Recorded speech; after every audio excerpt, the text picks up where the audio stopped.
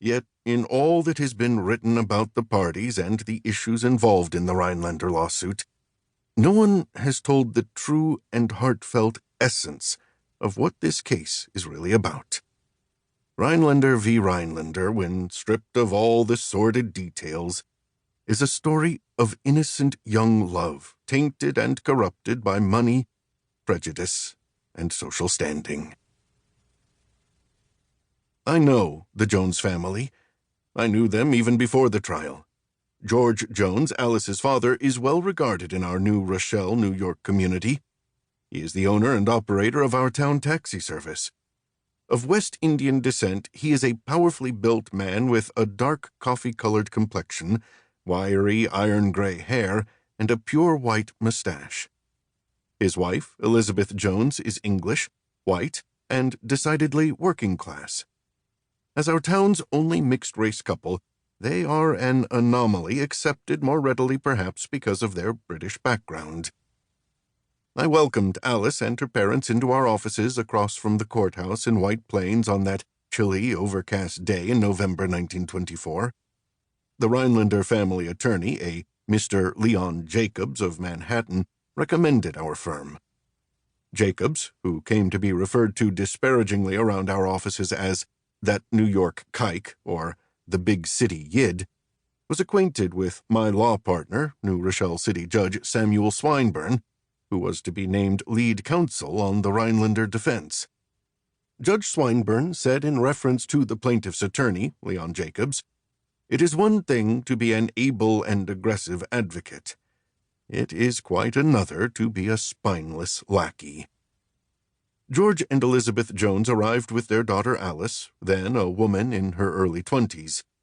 I knew George Jones as an industrious man of proud bearing who managed the taxi stand at the local train station, and who, with hard work, frugality, and good business sense, had managed to purchase a few commercial buildings in our town that he then refurbished and sold or leased at a profit. Jones and his wife are both immigrants from England. They have 3 daughters: Emily, the eldest, who is married and has a daughter of her own; Alice, the middle child; and Grace, the youngest, both still living at home. The entire Jones family attended our venerable Christ's Church in Pelham Manor. Founded in 1843 in the Episcopal Anglican tradition, our church welcomes all members of the body of Christ. The well-mannered Jones girls were always smartly dressed and regularly attended church Sunday school.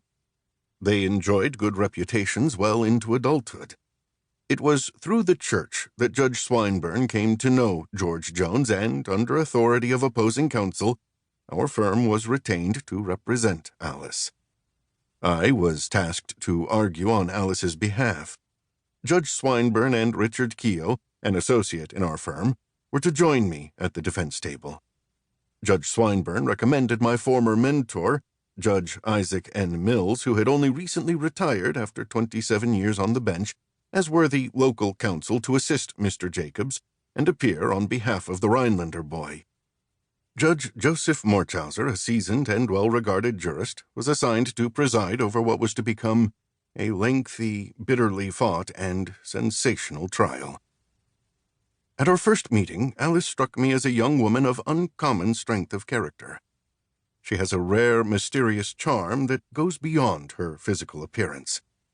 She has her father's aquiline facial features, a straight nose like the prow of a ship, high, pronounced cheekbones giving her a long visage the English might term horsey, and full, shapely lips.